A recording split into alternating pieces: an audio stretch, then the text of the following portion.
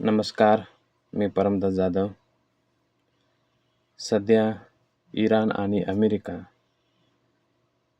Israel यांच्यातील युद्धामुळे जगाच्या डिजिटल नसा म्हणजे समुद्र खालच्या जे इंटरनेटचे केबल्स आहेत, त्याला धोका आलेला आहे.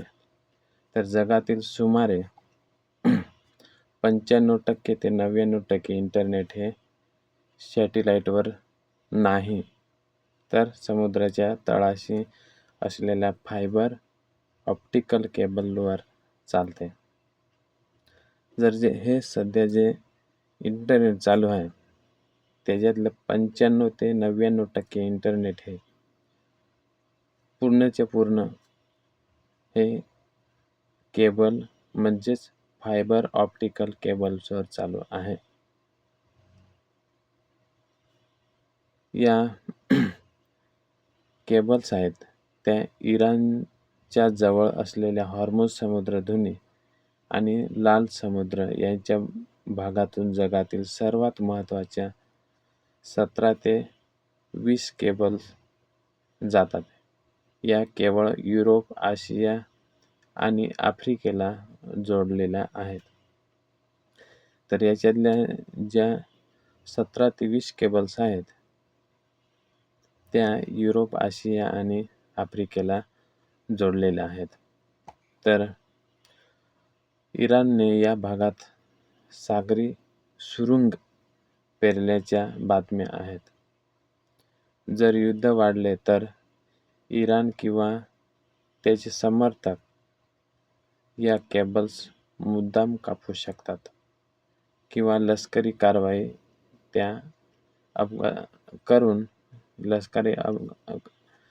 करून ते तोडू शकतात. समुद्रात युद्ध सुरू असल्यामुळे केवळ दुरुस्त करण्याची जहाजे तिथे जाऊ शकत नाहीत. एकदा केबल तुटले की दुरुस्त करायला आता कित्येक महिने लागू शकतात. कारण जे युद्ध चालू आहे, त्याच्यामुळे ज्या 17 ते 20 केबल्स आहेत, ज्या समुद्राच्या खालून जातात,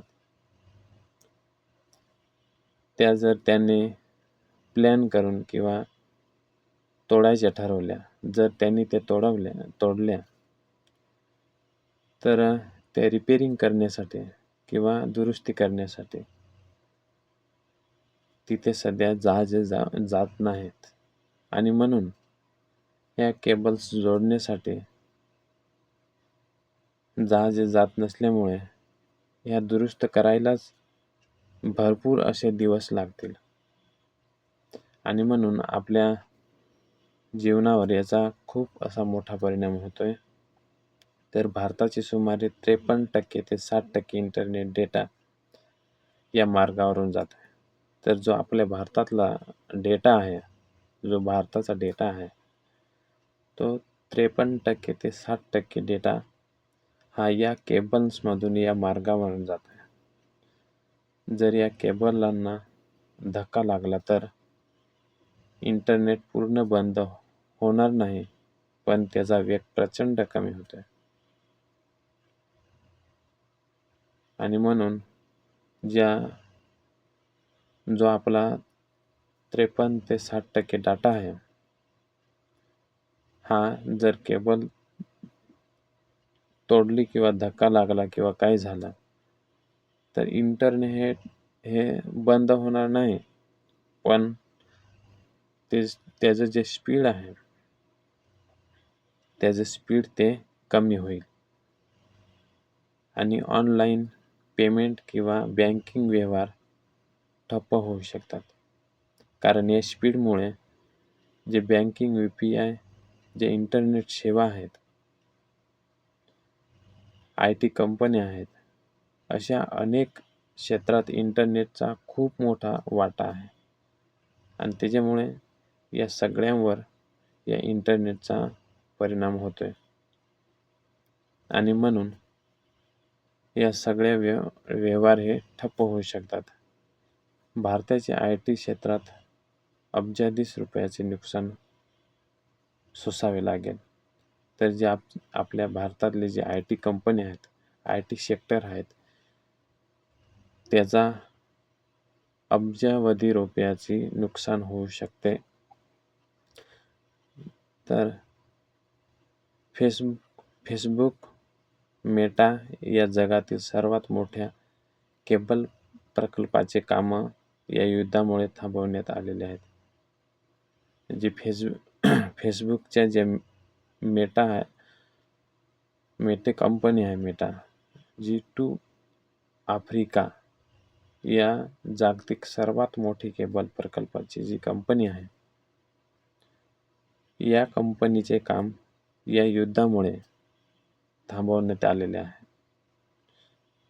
आणि म्हणून अमेझॉन सारख्या कंपन्यांचा डेटा सर्व्हर्सवरही परिणाम झाल्याचा बातम्या आलेल्या आहेत.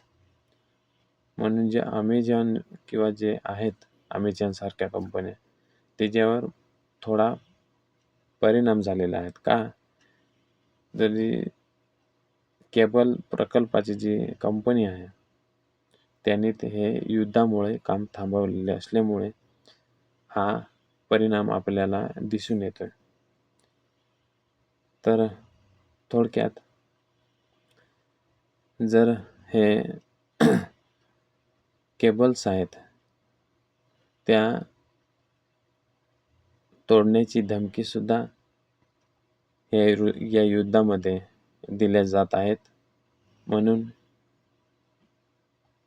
आपल्यावर काय परिणाम होतील हे थोडक्यात आपण बघितले. तर इथेच थांबतो. धन्यवाद.